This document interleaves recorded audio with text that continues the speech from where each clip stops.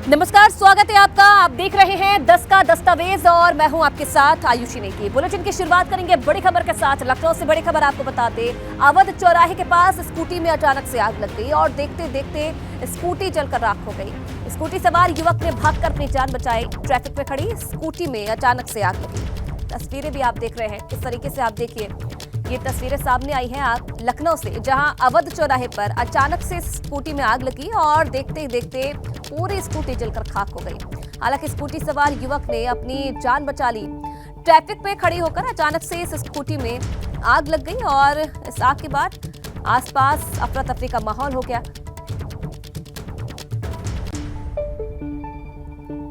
इधर यजदान बिल्डर के मालिक का एक वीडियो सामने आया है और वीडियो में अब्बास हैदर के परिवार के प्रति जता रहा है दुख। सीएम योगी से अपने लिए गुहार लगा रहा है।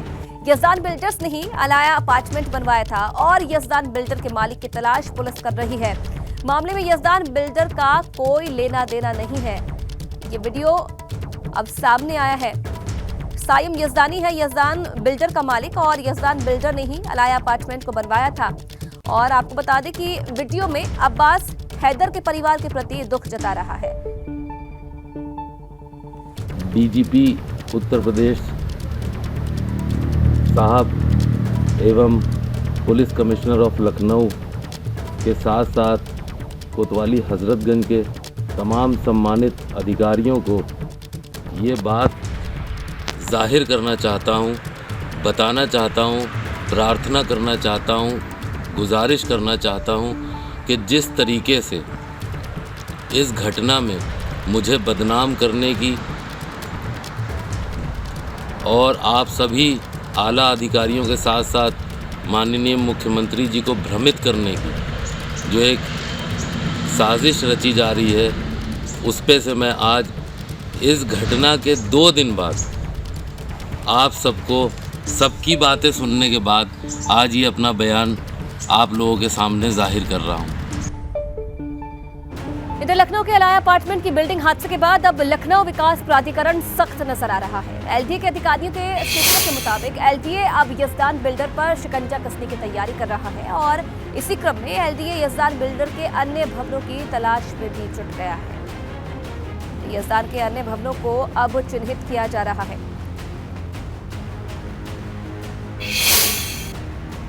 लखनऊ विकास प्राधिकरण ने यजदान बिल्डर की अन्य बिल्डिंग्स को चिन्हित करने का काम शुरू कर दिया है और अब तक लगभग आधा दर्जन यजदान बिल्डर्स के नक्शे ढूंढे भी जा चुके हैं।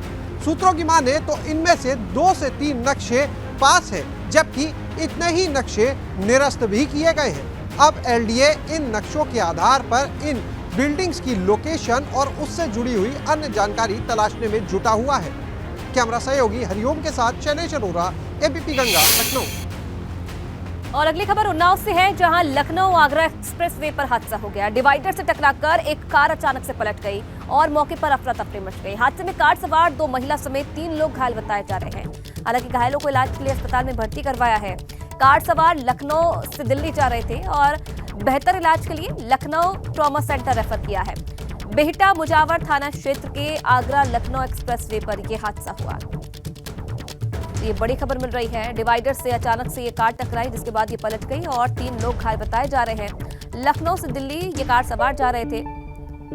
हालांकि लखनऊ रेफर किया गया है बेहतर इलाज के लिए। और नाव में लखनऊ आगरा एक्सप्रेसवे पर यह हादसा पेश आया।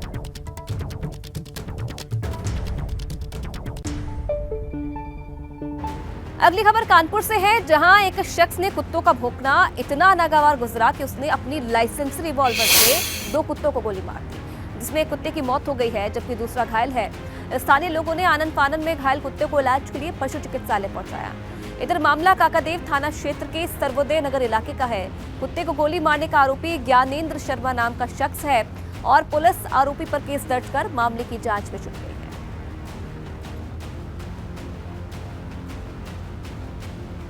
2 कुत्तों को गोली मार दी, जिसमें एक की मौत हो गई है, दूसरा गंभीर रूप से घायल है।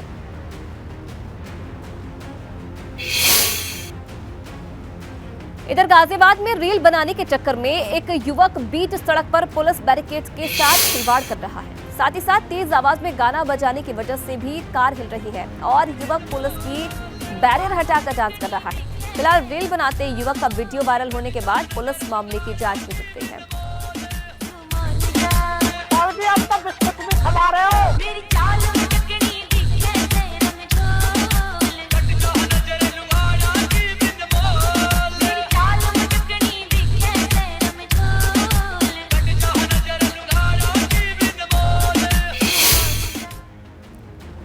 और इधर नैनीताल में होटल में एक भीषण आग लग गई। फायर ब्रिगेड के सहारे आग पर काबू पाने की कोशिश जारी है। आपको बता दें, मल्लीताल एटीआई के सामने होटल में आग लगी है। होटल के ऊपरी मंजिल तक आग की लपटें पहुंच गई हैं और होटल के कई कमरे जलकर राख हो गए हैं। तस्वीरें भी आप देखिए और इन तस्वीरों से अंदाजा लगा सकते हैं आप कितनी भीषण ये आग है।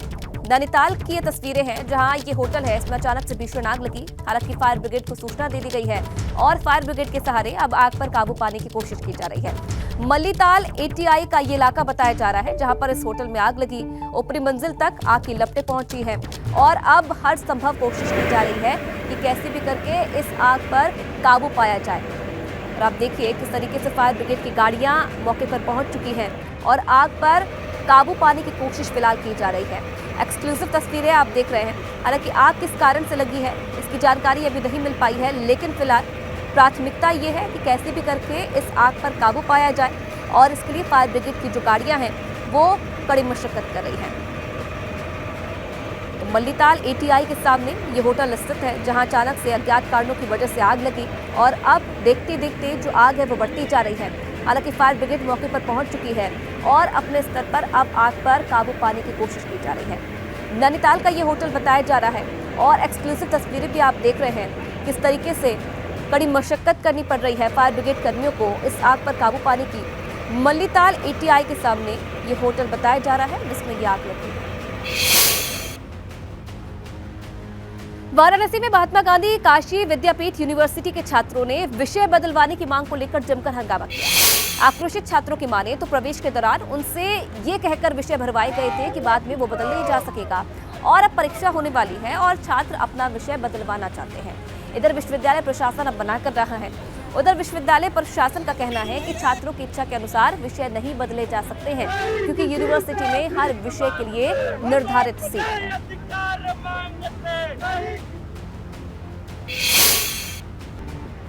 लखीमपुर खीरी के तिकुनिया हिंसा मामले में जिला जेल में बंद आशीष मिश्रा की सुप्रीम कोर्ट में जमानत मिलने के बाद आज रिहाई हो गई है। जेल से रिहाई के दौरान कार में बैठा आशीष मिश्रा तौलिए से मुंह छिपाता हुआ नजर आया। ये तस्वीरें देखिए, जेल से छूटने के बाद किस तरीके से मीडिया के कैमरे से बचता हुआ नजर आया आशीष मिश्रा और तौलिए से अपने मुंह को छिपाता हुआ नजर आया। सुप्रीम कोर्ट से सशर्त जमानत मिलने के बाद आज आशीष मिश्रा जेल से रिहा हो गया है। 3 अक्टूबर को तिकुनिया हिंसा मामले में 8 लोगों की मौत हो गई थी। इस मामले में केंद्रीय गृह राज्य मंत्री के बेटे आशीष मिश्रा को गिरफ्तार कर जेल भेजा गया था। हाई कोर्ट के जमानत के बाद में सुप्रीम कोर्ट ने जमानत खारिज कर दी थी, जिससे पुनः आशीष मिश्रा को जेल जाना पड़ा था। अब सुप्रीम कोर्ट ने फिर से एक बार जमानत दे दी है।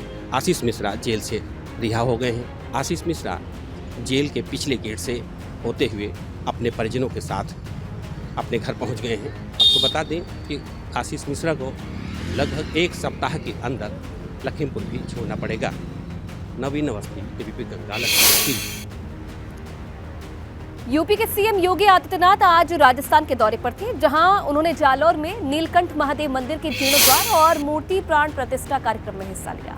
इस दौरान सीएम ने कहा कि इस धार्मिक आयोजन में जिस तरह से जाति, मजहब और धर्म के भेदभाव को छोड़कर लोगों की एकता देखने को मिल रही है, इसे सभी को अपने दैनिक जीवन में स्वीकार करना चाहिए। साथ ही उन्होंने कहा कि सनातन धर्म ही भारत का राष्ट्रीय धर्म है। सीएम ने कहा कि अगले साल तक अयोध्या में भव्य राम मंदिर बनकर तैयार हो जाएगा। इस दौरान केंद्रीय जल शक्ति मंत्री गजेंद्र सिंह शेखावत के साथ सीएम योगी ने रुद्राक्ष का पौधारोपण किया। हमारा सनातन धर्म भारत का राष्ट्रीय धर्म है।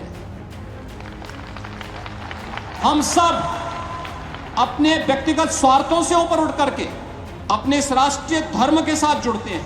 हमारा देश सुरक्षित हो, हमारे मान बिंदुओं की पुनर्स्थापना हो, अगर हमारे धर्मस्थलों को अपवित्र किया गया है उनकी पुनर्स्थापना का एक अभियान चले, का क्रम आज आप देख रहे होंगे। अयोध्या में 500 वर्षों के बाद प्रधानमंत्री मोदी जी के प्रयास से भगवान राम के भव्य मंदिर के निर्माण का कार्य आज पूरा होने जा रहा है। आप सभी श्रद्धालु जनों ने भगवान राम के भव्य मंदिर के निर्माण में अपना योगदान दिया। आज भारत की भावनाओं के अनुरूप भारत का राष्ट्रीय मंदिर भगवान राम के भव्य मंदिर के रूप में स्थापित हो रहा है। और अब खबर बस्ती से है, जहां कांग्रेस के हाथ से हाथ जोड़ो अभियान के दौरान कार्यकर्ता आपस में ही उलझ गए।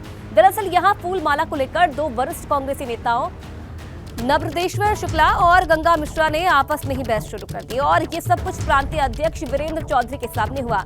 बाद में दूसरे नेताओं के बीच बचाव के बाद मामला शांत हुआ। तो प्रांतीय अध्यक्ष के सामने एक दूसरे से भिड़ गए कांग्रेसी कार्यकर्ता। हाथ से हाथ जोड़ो के अभियान की शुरुआत होनी थी और इस दौरान ये हंगामा आज देखने को मिला।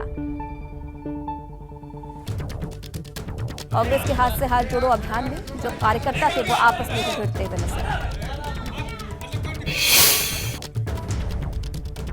वहीं जालौन पहुंचे डिप्टी सीएम केशव प्रसाद मौर्य ने समाजवादी पार्टी पर जमकर हमला बोला। उन्होंने कहा कि समाजवादी पार्टी डूबता हुआ जहाज है जो कांग्रेस की तरह विलुप्त हो जाएगी। इस दौरान केशव प्रसाद मौर्य ने कहा कि जनता गुंडों और दंगाइयों को पसंद नहीं करती और 2024 के लोकसभा चुनाव में भाजपा सभी 80 सीटें जीतेगी। केशव प्रसाद मौर्य ने रामचरितमानस को लेकर भी स्वामी प्रसाद मौर्य पर निशाना साधा। समाजवादी पार्टी तो 400 सीटें विधानसभा में जीत रही थी। उनके कहने में और उनके परिणाम में अंतर होता है। शिक्षक गुर्जन है, बुद्धिजीवी हैं। कोई बुद्धिजीवी समाजवादी पार्टी की गुंडई, समाजवादी पार्टी की अराजकता, समाजवादी पार्टी का दंगा, समाजवादी पार्टी के जमीनों पर कब्जा, ये कोई बर्दाश्त नहीं करता, कोई पसंद नहीं करता। इसलिए समाजवादी पार्टी का मान लीजिए वो डूबता हुआ जहाज है, उसका अंत एकदम जनता ने करने का ठान लिया है। लेकिन 2024 में हम 80 की 80 लोकसभा सीटें जीतेंगे। तब उनको यह भी पता चल जाएगा कि जनता गुंडई को नहीं स्वीकार करती। या तो वो अपना चरित्र और चोला बदल करके 2024 के बाद कुछ दिखाई देंगे तो सदन में रहेंगे, नहीं कांग्रेस की तरह वह भी विलुप्त हो जाएंगे। आगे बढ़ेंगे, बड़ी खबर आपको बता दें झांसी से, जहां पटाखा फैक्ट्री में अचानक से धमाका हो गया। गोदाम में रखा सारा सामान जलकर राख हो गया है। भारी संख्या में पुलिस बल भी मौके पर मौजूद रहा और धमाके से फैक्ट्री के पास बने मकानों में दरार आ गई है। धमाके से फैक्ट्री के जो पास मकान है उनमें दरारें आने की शिकायत मिली है। आपको बता दें कि मौके पर अफरा तफरी का माहौल हो गया। प्रेमनगर थाना क्षेत्र बिजौली चौक के सैयर गांव की ये घटना बताई जा रही है। मौके की तस्वीरें भी आप देख रहे हैं किस तरीके से ये धमाका हुआ और उसके बाद कैसी स्थिति मौके पर हो गई। भारी पुलिस बल को मौके पर बुलाया गया। झांसी की तस्वीर है और आप देखिए फायर ब्रिगेड को भी सूचना दी गई, जिसके बाद आग पर काबू पाया गया। झांसी जनपद के थाना प्रेमनगर में सैयर गांव में एक लाइसेंसी पटाखा की फैक्ट्री थी। उस फैक्ट्री में दोपहर करीब 2:30 बजे अज्ञात कारणों से आग लग गई थी। इसकी सूचना मिलते ही फायर ब्रिगेड की गाड़ियां तुरंत मौके पर पहुंच गई और आग पर काबू पा लिया। उसमें इस घटना में कोई भी व्यक्ति न तो घायल हुआ है न ही किसी की मृत्यु। और अगली बड़ी खबर लखनऊ से, जहां योगी कैबिनेट की अहम बैठक होनी है कल। कैबिनेट की बैठक में 36 एजेंडा पर चर्चा होगी। उच्च शिक्षा विभाग, बेसिक शिक्षा विभाग के मुद्दे पर चर्चा होगी। कारागार विभाग से जुड़े एजेंडों पर भी चर्चा की जाएगी। कैबिनेट में गृह विभाग, स्वास्थ्य विभाग से जुड़े मुद्दों पर भी फैसला होगा। इसी के साथ साथ मत्स्य विभाग, ऊर्जा विभाग से जुड़े फैसले भी कैबिनेट में लिए जाएंगे। शाम 4:30 बजे से बैठक होगी और योगी कैबिनेट की बड़ी बैठक होने वाली है। निजी विश्वविद्यालयों से जुड़े प्रस्ताव भी इस कैबिनेट की बैठक में पेश किए जाएंगे। तो शाम 4:30 बजे बैठक होगी।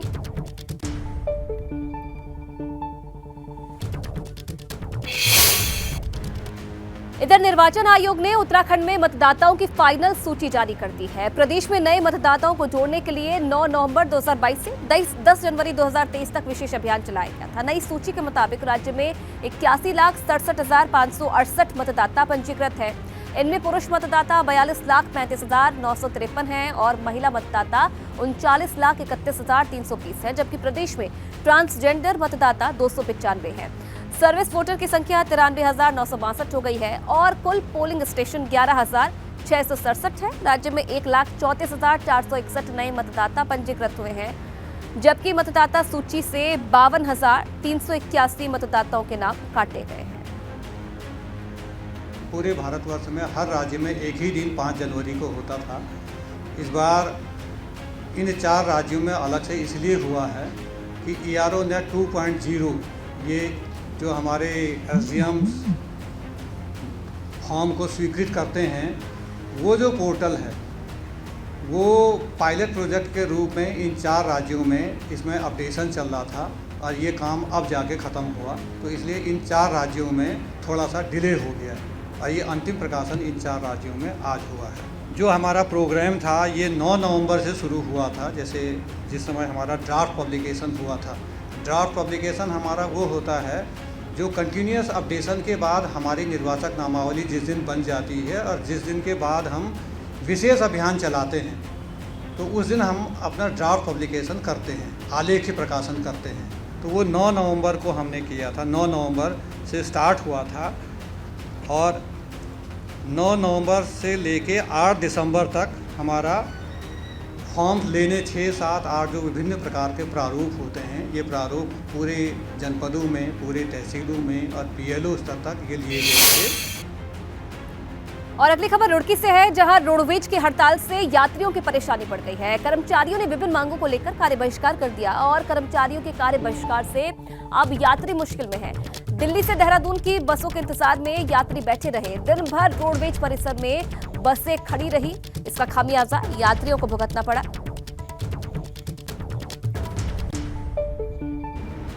और इसी खबर के साथ फिलहाल इस बुलेटिन में इतना ही। तमाम खबरों के लिए आप बने रहिए ABP गंगा के साथ।